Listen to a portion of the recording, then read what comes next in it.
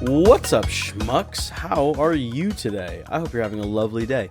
We have a pretty light news week. The main news we're going to talk about is the trailers for Dune 3 and Spider-Man Brand New Day. And then I was going to talk about Project Hail Mary and Ready or Not 2, because those are both out this weekend. But I won't be seeing Project Hail Mary until next week, so maybe I'll do that next week. And then this week, at the time of recording, I haven't seen Ready or Not 2 yet, but I'm going to review that like basically as soon as I watch it. I'll probably do it in my car, and I'm going with my friend, so I hope I can trick him into being in that, so I can have like someone to bounce my review off of in the moment, because I think that'd be fun. But yeah, so outside of that, the news we're talking about, we're going to talk about Quiet Place 3, which is the next. Well, I guess it's technically Quiet Place 4. But it is the third one in the Krasinski trilogy, I guess. Which is funny, because last week I went on this thing about how they're probably not going to make this movie that they seem to be making. And then Grant Morrison had something to say about Lanterns. We're going to talk about that. Robert Pattinson had something to say about The Batman Part 2. Need to talk about that. And we're going to talk about the Dune 3 trailer, the Spider-Man trailer. And then we're going to do the Weekly Media Club after the Ready or Not 2 review. Homework was The Fly, the Jeff Goldblum The Fly. And then I'll just talk about anything else that I've been reading. I need to talk about Absolute Batman, actually, because that new issue came out, I think, last week. And I hadn't gotten to it. So yeah, let's just jump right into it. So Quiet Place 3 is happening. It's moving forward. Emily Blunt, Cillian Murphy, Millicent Simmons, Noah Jupe will all reprise their roles. But joining the cast, we have Jack O'Connell, Jason Clarke, and Katie O'Brien. Three very talented actors that I like seeing pop up in things. Jason Clarke, I think, should be a lot bigger than he is. I feel like he got his 15 minutes with like Terminator Genesis, which is a terrible movie. And then after that, it's just been he pops up in things every now and then. Before that, he was in Dawn of the Planet of the Apes. He's good in that. But I mean, like, the human characters are maybe the least interesting part of that movie, that incredible movie. But Katie O'Brien, I love Katie O'Brien. Love Lies Bleeding, brilliant. She's really fun in Twisters. She's really fun in Running Man, the 2 seconds she's in it. She's fun in Mission Impossible 8, the 2 seconds she's in it for. She's great. I love that she keeps just popping up in things.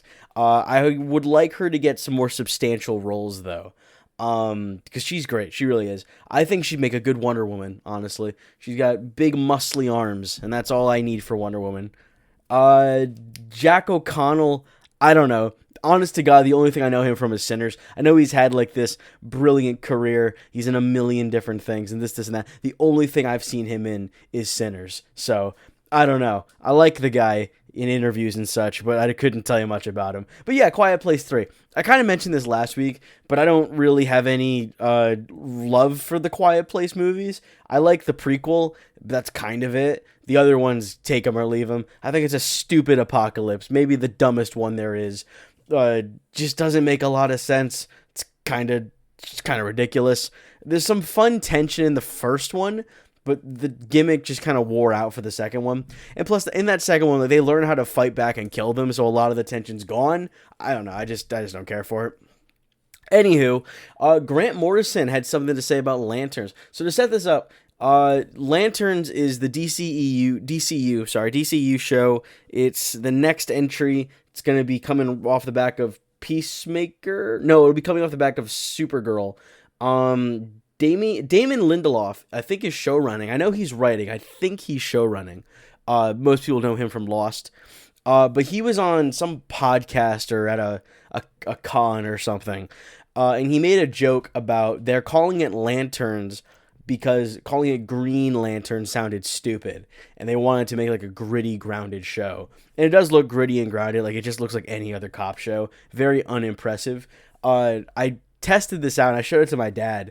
And I was like, what do you think this is? And he's like, I don't know. It looks like True Detective. And I was like, yeah, well, guess what? It's a Green Lantern show. He's like, what the fuck? No, it's not. He doesn't even know this shit. And even he was confused. So imagine being a fan. Anywho, Grant Morrison For anybody that doesn't know, incredible comic book writer. They are a remarkable talent. And they have written Green Lantern before. So they released this big, I don't know, I guess it was a piece on Substack. I did read it, most of it. It's long. It was a lot longer than I thought it was going to be. And it got to a point where I was like, I don't need to hear all this. But there's a couple parts of it that were doing the rounds online that I will read because I think they kind of frame what Morrison was getting at.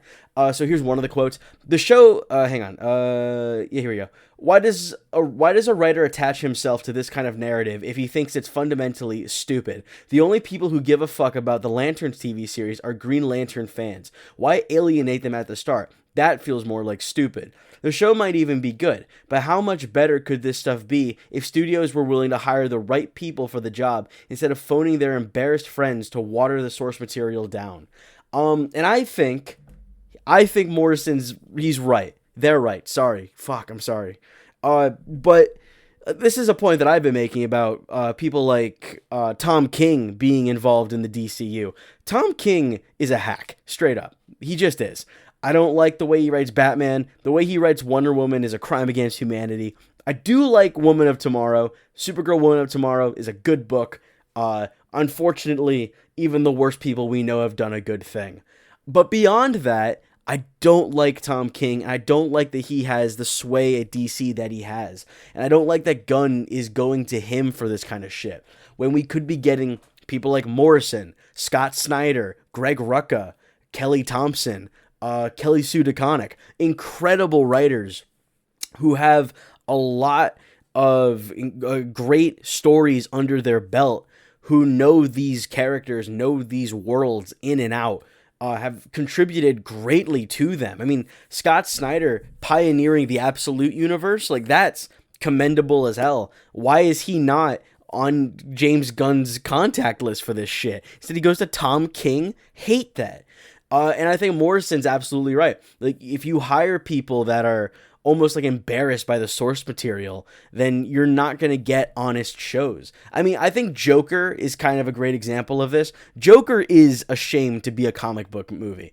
And that, you know, like it's because, what's his face? Todd Phillips wanted to make a grounded character drama movie inspired by Martin Scorsese movies, and the only way he could really do that is by masquerading it behind, oh, it's about the Joker from Batman comic books, and DC liked that, Warner Brothers liked that, and then, you know, Phillips was then, he made a movie that made $1 billion, very successful, very well beloved, but then, you know, Folie à Deux is a response to the Joker, and that's a whole other can of worms. But those movies do not embrace being comic book movies, but they were also never intended to be comic book movies. They really are masquerading as comic book movies, where something like Lanterns is deliberately intended to be a Green Lantern show in a DC cinematic universe. It's not trying to be a gritty detective drama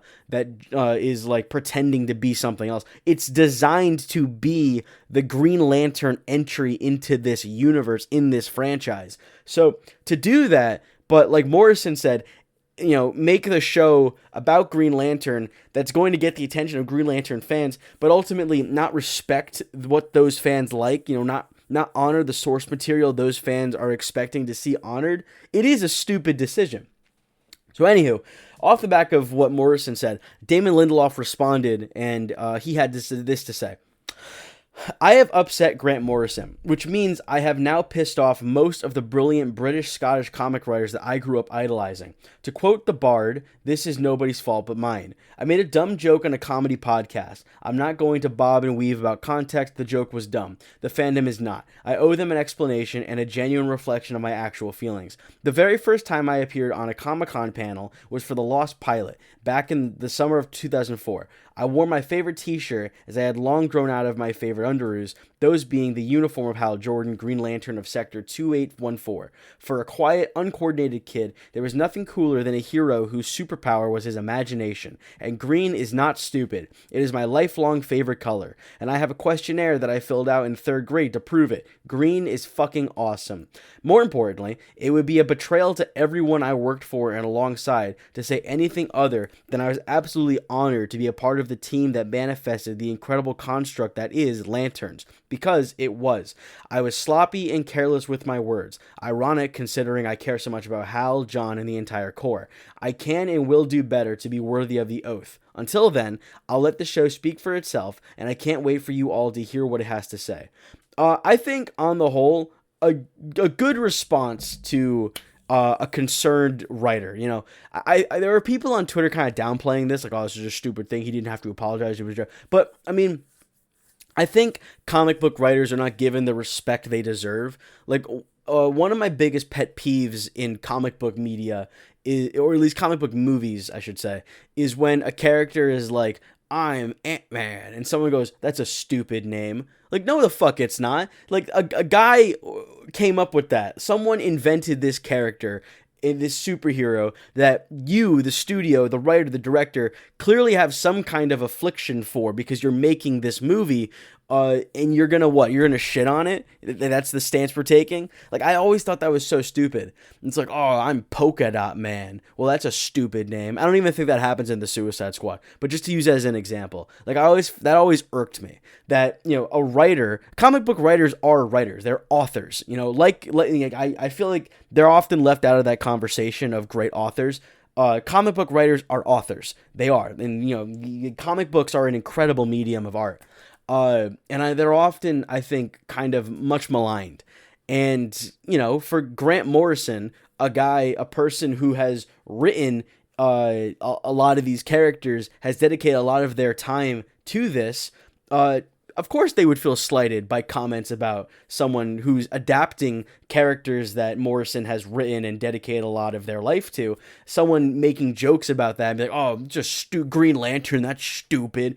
I'm making the Lantern show, and I think Green Lanterns is a stupid name. Like, yeah, that would piss you off. It would piss me off if I spent my time writing Batman and some asshole on a podcast was like, yeah, imagine if Batman was like not Batman. What if he was a man? And what if he didn't have blah, blah, blah, blah, blah, blah. Like, yeah, that would make me mad. It'd make me mad as a fan. I'm not even writing it. You know what I mean? Like, I don't think Morrison was in the wrong to be upset about this. And I think Lindelof's response was good. He cleared up, like, you know, more or less that was a joke. It was bad taste. It didn't come out the way I wanted it to. I'm sorry. And I do hope that ultimately the show is more Green Lantern-y than the trailer is leading us to believe. Because I said this when I talked about the trailer, I think a couple weeks ago. A lot of the footage looks like it could be from like one episode.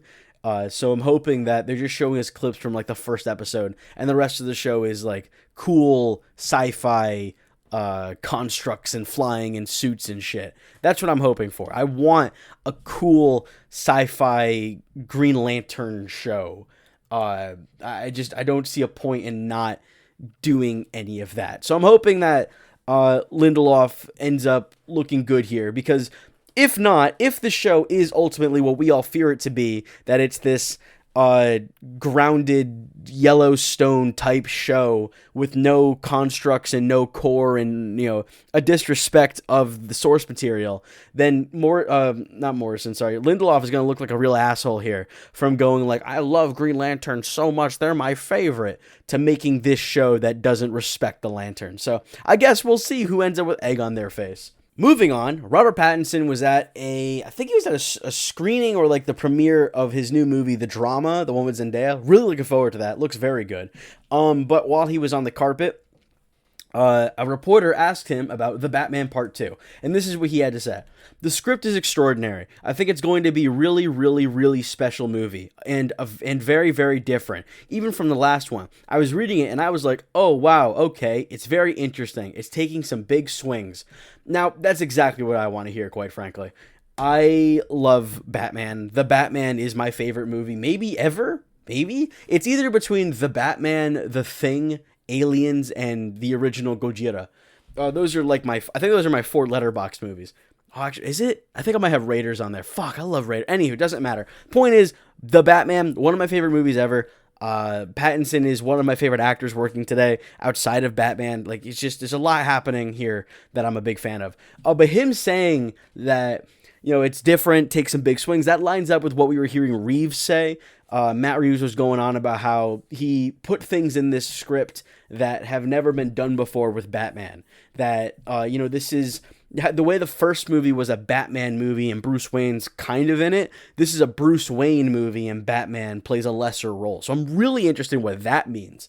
I also have recently rewatched his Planet of the Apes movies. And Matt Reeves, he's very good at making movies that have like 1 or 2 moments of, like intense, high intensity action or what have you, and the rest of it is character-driven dialogue pieces that's very moving. And I'm wondering if that's what's happening here.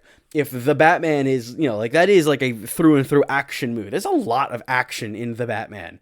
Like, I know it's a big 3-hour movie, a lot of detective drama, and exploring Bruce and his trauma with his parents and, legacy and this and that. But there's a lot of action in that movie. And I'm wondering if this second one is going to have like 1 or 2 pieces of action. The rest is just straight character drama. I mean, so far, it seems like we're getting Harvey Dent, Gilda Dent.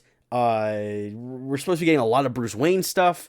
There's, rumors of casting Harvey's dad. So, I mean, how much of this movie is going to be about Harvey? And Harvey Dent is a dense character. There's a lot to unpack with Harvey Dent if you're going to do him right. And then we really don't know who the villain is. It doesn't seem like it's going to be Two-Face. And Reeves said that the villain's never been done before. So, there's been speculation of what that means. I think we're getting the Court of Owls. I have you know what? Fuck it. I'll say it right now. And I'll turn this into a TikTok or of something. I have a theory about who the villain of the Batman Part 2 is going to be. I think we're going to get Gilda Dent as either a standard member or a high-ranking member of the Court of Owls, and that's going to have something to do with Harvey and Batman and Gotham. Matt Reeves has said that the villain has never really been done before, and the movie's going to tackle corruption in Gotham going a lot deeper than Bruce originally suspected. Now, when you say things like that, it makes me think of the Court of Owls. What do you mean corruption goes deeper? Like, I don't know, we're going to do corruption going really deep with the Joker? Probably not. We're probably going to do the Court of Owls. The secret cabal that runs Gotham from behind the scenes. You want to talk about corruption going deep? Sounds like the court to me. In addition to that, Colin Farrell has said that this movie is darker and a little scarier than the first one. That also kind of sounds like the court to me. I think we're getting the Court of Owls. I love the Court of Owls. They're my 3rd favorite Batman villain. Number 1, I mean, everyone's favorite Batman villain's the Joker. You don't count the Joker, right? So Joker, he's above the top 3. So then for me, we have Clayface, Mr. Freeze, Court of Owls. Also, not that anyone cares, but Harvey Dent, he's probably 4 or 5. The only one above him would be like Scarecrow maybe. So yeah, a lot of my favorite things are happening here. But I think we're getting the court. And the reason I think Gilda Dent is going to be in the Court of Owls is because there was reporting that Scarlett Johansson was fighting tooth and nail to be in this movie, to play this role, which is at this point in time believed to be Gilda Dent. Now, Gilda in the comics, she does have a lot to do in Dark Victory, but in The Long Halloween, which is being cited as the core inspiration for this, she doesn't really do that much. She is the holiday killer. It's implied that she's the holiday killer. And then she's largely kind of just Harvey's confidant in Dark Victory from memory. I haven't read it in a long time. I really should though. Fuck. I read Long Halloween once a year. We should read Dark Victory again. Anyways, but, Gilda doesn't really do all that much. She's not a super interesting character. So then, the question is, why does Scarlett Johansson, one of Hollywood's highest paid actors, want this role so badly? What did Matt Reeves cook up in that script that is making her and other actors really want this role? I think she's going to be a lead member of the Court of Owls. And that's going to play into Harvey. So originally, I'm going really deep into this. So Harvey Dent, originally, he is investigating crime in Gotham. He's the DA. He's, pressing charges, running cases. I don't know the legal framework. I don't know the words, against the crime bosses of Gotham. I think it's Maroni that scars him in the comics. I think it's been done so many different times. I can't remember who does it originally. Is it Maroni? I think it's Maroni or it's Falcone. I'm pretty sure it's Maroni though, originally. Or is it Rupert Thorne? Right? Rupert Thorne? Shit, it doesn't matter. There's too many crime lords in Gotham. But one of them splashes acid on his face. I think Reeves is going to recontextualize that moment around the court, that he is investigating something that gets him too close to the Court of Owls, and he takes some acid to the face, and it turns him into Two-Face.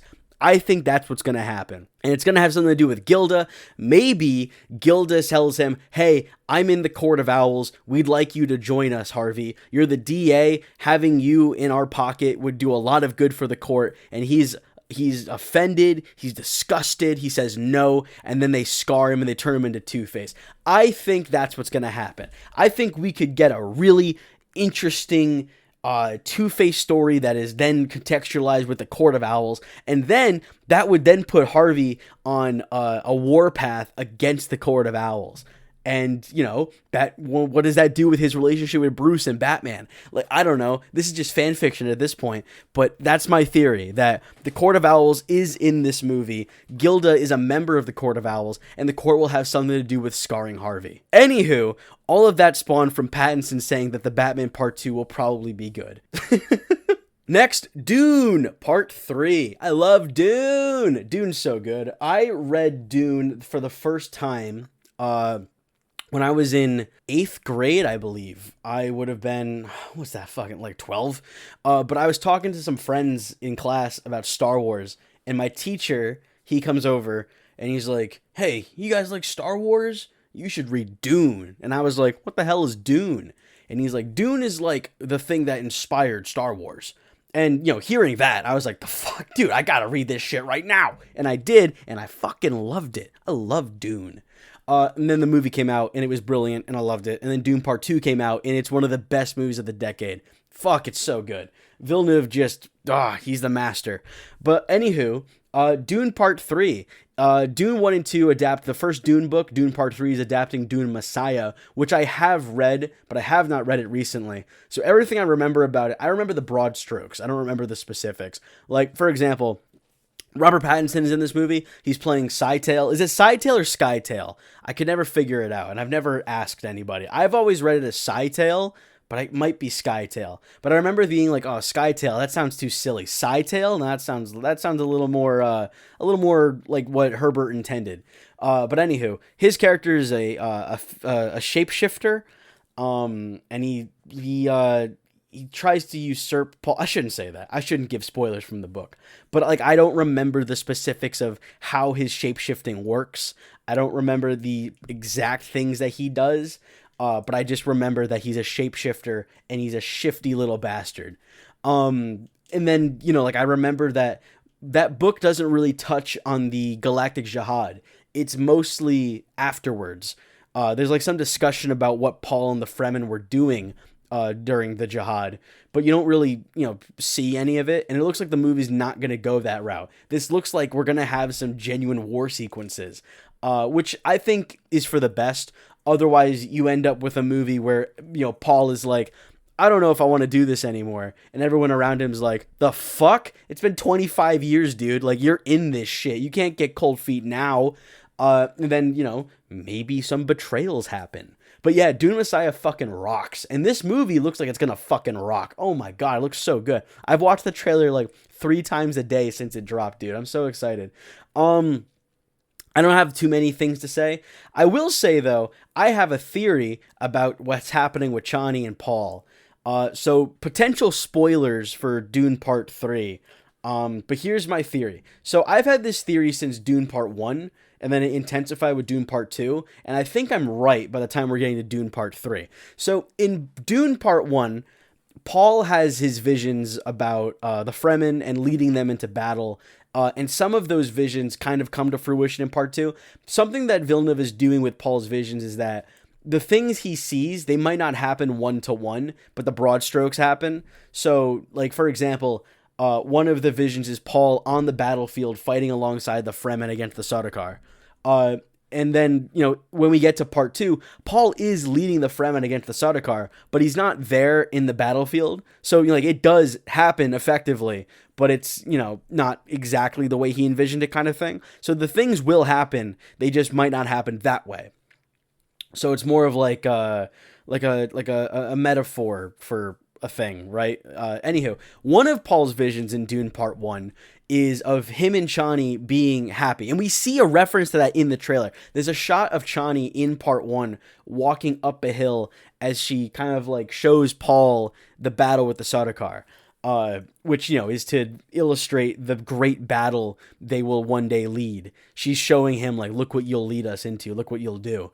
And she's smiling. Like, she's so happy about it. She's on board. But then one of his other visions is them walking through the desert together, and she stabs him, and he bleeds out. And I think he even says, like, someone, talking about the Chris knife, like, this is very important. Someone will give this to me. Someone will kill me with it or something like that. And I think that's what's going to happen here. I think Chani is going to kill Paul in part 3, which does not happen in the book. I think that's what's happening. That's what's being set up here. And there's a moment in the trailer where it looks like she's on a sandworm fighting other Fremen. So I'm wondering if that's her making a move on Paul's life and the Fremen are protecting him against her. That she's, which also, like, that would also be really tragic storytelling, that he manipulated the Fremen people against Chani. Like, Chani had her people, loved her people, and Paul Atreides took them from her, turned them against her. There's a lot of tragedy in that. And I wonder if that's what Villeneuve is tapping into here. But I think that he's really set this up from the get-go, that Chani is going to be the one to kill Paul. So I guess spoilers for the book. In the end of Dune Messiah, a nuke goes off. Well, it's not really a nuke. It's a different thing. It's a bomb, but I forgot what exactly it is. But it blinds Paul. And then Paul just walks off into Arrakis.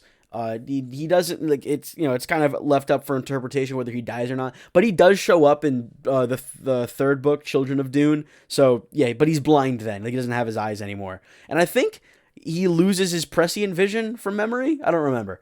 But yeah, like, he doesn't die in the end of Messiah. But I think I think Villeneuve will kill him in this, because this is it. He doesn't want to do Dune movies forever. And the trailer even says, like, the epic conclusion of the Dune trilogy. And there are more books, but I just don't see them doing that. I also can't tell if they're going to have their children, because Chani in the books she's complicit. She's on board with everything Paul does. She kind of just sits in the corner and goes, yes, Paul, this is good, Paul. Love this, Paul. Love you, Paul. And in the movies, she's like a person. And she recognizes the false messiah aspect of the Lisan al-Gaib. And she's not duped by it. She looks at Paul and she's like, you're a false god. I don't buy this shit. And in the end, when he tells Irulan that he's going to take her hand in marriage, Chani's hurt by that. In the book, he tells her that it's for political reasons, that Princess Irulan and him, they are married because he's the emperor now and he needs to maintain optics. He tells Chani that. He lets her in on the plan, and she's cool with that. She's like, it's fine. I think the final line of Dune is Lady Jessica telling Chani, like, history will remember us as concubines, but we'll know that we were queens, or something like that. Which I always thought was like a really interesting line of, like, to unpack that. I mean, what matters more, how knowing what you are, or how the world will see you? That always really stuck with me. But that's not the route that Villeneuve went with Chani. She leaves in the end of part 2. She walks out into Arrakis. She's gone. So I'm curious what's going on with Paul and Chani in that opening moment of the trailer where they're talking about what they're going to name their kids. Is that real? Is that in Paul's head? Is that a vision? Is it like, what's going on? I don't know. There's questions. And I like that. I like that despite me having read the book, I don't entirely know what's going to happen in this movie. But I like that. I think that's fun. Knowing the source material is not necessarily helping me out here. But yeah, that's it for Dune 3. Really looking forward to it. Looks very good. Next, Spider-Man Brand New Day trailer. This is apparently the biggest trailer of all time in terms of views and what have you. Yeah, I mean, I said this before, but Spider-Man is the biggest superhero maybe ever. Like, no one brings in the numbers like Spider-Man does. Spider-Man's just that fucking guy. Which is then really funny to me why Sony consistently fumbles the ideas of what to do with him. Oh, let's make a Spider-Man villain universe, but Spider-Man won't be in it. Really smart guys. Fucking idiots. Anywho, I don't have a lot to say about Brand New Day. Looks good, though. I like all of what I'm seeing for the most part. The only thing I'm not loving is allegedly Jean Grey is in this, and that's she's gonna have like some big role to play in the plot. And that moment where something is shifting between people, like some kind of telekinetic thing. Like apparently that is Jean Grey. I don't want that, man. I don't want Jean Grey in this movie. I want a Spider-Man movie with Spider-Man characters. And I know Punisher and Hulk are in this and what have you, but I don't need this movie to also try and launch the MCU X-Men. That does not interest me remotely. I don't want that. But outside of that, this looks really good. Like the imagery around Spider-Man in this is really cool. The way that they've recreated different comic book covers and stuff, I like that a lot. That shot of the inside of the mask where he's like looking out and you hear his breathing, that's really cool. The bit of him, there's a part of the trailer where he is running and he jumps off something, and the fucking distance he gets from just lightly pushing off of the building is so cool. I really love those kinds of subtle displays of superhuman strength and stuff. Like when someone just casually lifts a table and throws it like it's nothing. There's a lot of that in The Boys, which I love. Like Luke Cage did that really well, displaying his immense strength. I love that kind of shit. The Punisher stuff looks really cool. I like that he's not like, oh, Mr. Castle. He's like, Frank, what the fuck, dude? Love that. Big fan. What else? Oh, yeah, I had some questions. Who's the villain in this? We know Tombstone's in this, but is he the main villain? I don't know. Maybe. He's not in the trailer. Keith David is also in this trailer. At least you hear his voice. Who the hell is he playing? Tremel Tillman is in this. Who's he playing? I don't know, but I like Tremel Tillman a lot. I think he's great. In that moment where he's talking to Spider-Man. You can see like the edge of the mask. So whoever he is, Spider-Man is going to him, not Peter Parker. That's cool. I'm curious how Scorpion fits into this, because when they're fighting, Scorpion tells him, stay out of my way. And I was under the assumption that like Tarantula, Boomerang, also Tarantula and Boomerang are in this, but like I was under the assumption that Scorpion, Tarantula, and Boomerang were going to be sent after Spider-Man by Tombstone. That was my assumption based on the plot leaks and rumors and shit. But if he's saying like stay out of my way, it kind of sounds like he's up to something, like he's doing his own thing. And he's threatening Spider-Man, get out of the way, don't interfere, which, what's he up to? What's he doing? I don't know. I like Scorpion a lot. He's one of my favorite Spider-Man villains. I am a big fan of character who is specifically designed to counteract the hero. Bullseye for Daredevil, Bane for Batman. Spider-Man's got a handful. I mean, Spider Slayers with Smythe, Scorpion, Kraven. He's got a handful. But I love characters like that. Yeah, I mean, I don't know. Beyond that, I don't know. Tom Holland's bigger than he's ever been. I am a big fan of MJ coming back. Like, despite losing memories, they're soulmates and they will fall in love again. I like that. I think that's really cute. But yeah, looks good. Looking forward to it. Kind of all I got. Ready or Not 2. I couldn't convince my friend to review it in the car with me because he didn't want to. He wanted to go get food. So we went and got food, and I decided I would just do a quick little recording and add it in post. So Ready or Not 2 is the sequel to Ready or Not, which came out in 2019. It stars Samara Weaving and Catherine Noon, amongst others. Directed by Tyler Gillette and Matt Bettinelli-Olpin. Yes, right? Yes, I know that's right. Remember that off the top of my head. Hell yeah. It picks up pretty much exactly where the first one ends. Actually, the opening title sequence, the opening credit sequence of this movie is the final minute or so of the first movie, with then, picking up from that moment, which I think works really well. It helps that Samara Weaving has aged not a day since 2019. She looks pretty much exactly the same. So, they really lucked out there. But this movie, it takes our main character Grace on to the next leg of her journey, where after surviving the murderous rich family in the first movie, she has triggered what's essentially Double or Nothing, where she gets to fight for her life once again, with not another rich, with other rich families that make up this high council that control the world. That all serve the devil the way that the family in the first movie serves the devil. And if she wins, she gets to become leader of the high table, like John Wick. And yeah, it's silly. It's kind of nonsense. The movie doesn't spend a lot of time going over the details. You get like an exposition dump by Elijah Wood, and then you just go. But overall, I liked this. I thought this was really good. This was basically what I was hoping the first one would be back in 2019. Like, I remember seeing the poster for that first one, where she's standing there with the rifle and the what's it called? The belt of rounds around her. And I was like, oh, cool. It's going to be like You're Next. She's going to hunt the family. She's going to kick ass. The hunted becomes the hunter. And then that just doesn't really happen. She fights back a little bit, but she's mostly on the back foot that entire movie. She's mostly playing defense. This movie is, she's gotten, better at this in the, like the couple hours that's gone on since she was in, like, they tried killing her. Cause I don't know, I'm running over my words here.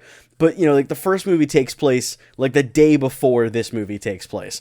So, in the day since the events of the first movie, she's become a much more competent fighter and killer. Not like she's whipping out, like, combo moves or anything, but she's more willing to get her hands dirty than she was in the first one. Like, she's gotten the first couple kills out of the way. She's, ready to go this time, which I liked, and Samara Weaving plays that really well. She's not as bashful or nervous or afraid as she was in the first one. She's more, like I said, she's more willing to get her hands dirty, and I think that comes through really well. And Samara Weaving is fantastic in this. There are some one-liners they give her in this that I think she delivers really well. Like, they're cheesy lines and they're intended to be, but she sells them very well. Juxtaposed to, like, The Housemaid back in December, where they give Sydney Sweeney some one-liners, and she just cannot deliver them because she's not a very good actress. But Samara Weaving is incredibly talented. Catherine Newton joined this as the sister, and I was curious how that was going to go because I rewatched Ready or Not the other day to prepare for this one, and in that movie, she tells people that she doesn't have any family, that she was raised in foster homes and stuff, and the way this movie justifies that by kind of retconning the sister into this is that the Samara Weaving, Grace, she left once she was 18. She just dipped. And the sister, Faith, was very hurt by that. And so they've had a falling out. They didn't talk for like 7 years. So to each other, they had no family. They were, each dead to the other. And the reason she's dragged into this is that she's Grace's emergency contact, and Grace gets sent to the hospital after the events of the first movie. So then, when the ball starts rolling, Catherine Newton is there, so she gets wrapped into it, and the hunt is on. I think the family in this, or at least the families, the High Council, they're better villains than the family in the first movie. I think they're just balanced a little better. Like, they're meant to be these piece of shit rich assholes, and they serve that well. I don't know. They're not deep. They don't have character to them, but they're personalities, and they're fun personalities. Whereas I felt the family in the first one was, fun and competent. Not competent, like, they were fun and they worked for what they needed to be. But I don't know. I just don't find them. I didn't find them super enjoyable to watch. I think that first movie is good, but it's not great. I also think it doesn't help that Bettinelli, Olpin, and Gillett have made much better movies since then. Scream 6 and Abigail are both fantastic and better than both of these movies, I think. But yeah, that first one, not a bad movie by any means, but not as good as everyone says it is, in my opinion. Whereas this, I'm feeling the hype for this one. A lot of people are hyping up Ready or Not 2, the 12 people that have seen it. And I agree. I think it's really, really fun. I'm trying to think if there's anything I had an issue with.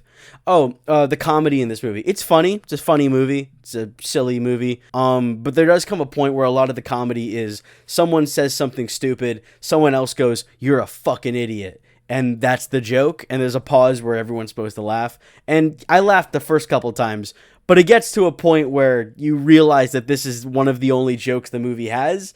But that's not to say there aren't other funny moments. There's a bit involving a shotgun that's very funny. There's a bit involving a washing machine that's very darkly funny. There's a handful of other moments that I did find very funny. Also, Buffy is in this, which I didn't expect. I knew Elijah Wood was in this, but I didn't know Buffy was in this, so that was a fun surprise. Sarah Michelle Gellar. I thought that was a fun surprise. Yeah, I don't know. I don't have a lot to say about this. I enjoyed it. I think it's a lot of fun, and I don't know. I got nothing. That's really it. It's a good movie. I was expecting to have more to say about it, I will admit. Maybe I should have seen Project Hail Mary. At least then I would have had, more content.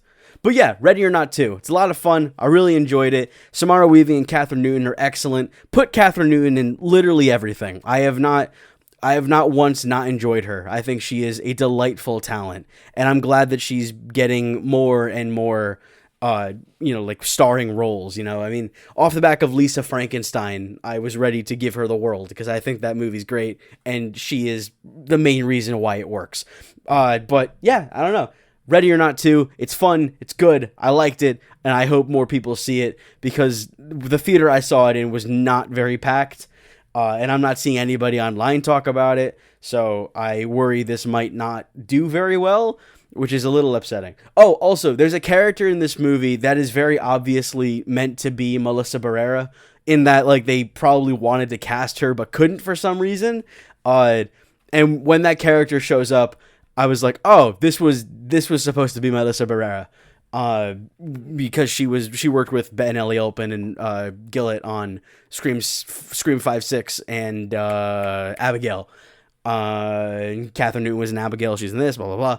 Kevin Durand's also in this, very briefly. He was in Abigail.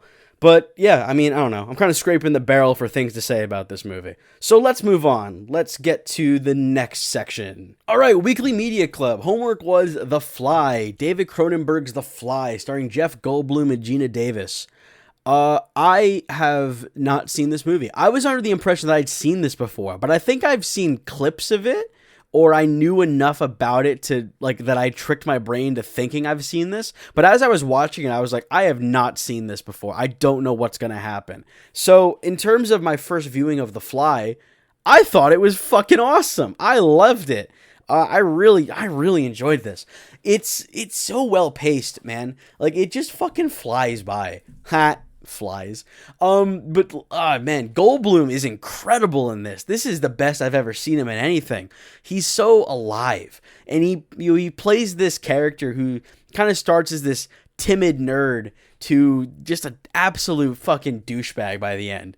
It's really good. A man that becomes more monster with every scene. A person that loses their humanity with every passing moment. He plays it very well. His mannerisms change, a little twitching he does when he's, turning into the fly. That's all really good. Gina Davis is very good in this. The only issue I really had with her is I don't like that she bangs him the second time they ever meet. I don't know. It's not like that's unheard of, but it just kind of comes out of nowhere where she interviews him and then she's just like, "Hey, I'm gonna fuck you now." I don't know, just I was a little odd.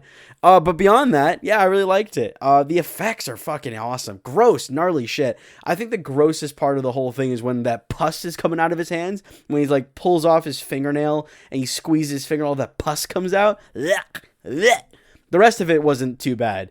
Like the ear falling off and his face melting away as the fly head comes out. I thought that was really cool. But, like beyond that, I don't know. Just not as gross as I was expecting. Also, it doesn't really look like a fly. I know he's a mutant thing. It doesn't really look like a fly. He's a little too spindly to be a fly, in my opinion. Should be a bit like, rounder, grosser, I think. It looks more like a cricket. It looks like that thing from District 9, whatever the hell those guys are. That's what he looks like. But I really enjoyed this. Also, having seen this now, I can see the inspirations that other movies have taken. Also, I remember there's a Phineas and Ferb episode that references this movie, which is really funny thinking about that. But like District 9 takes inspiration from this clearly with the alien designs. Lee Winnell took inspiration from this with what's it called? Wolfman.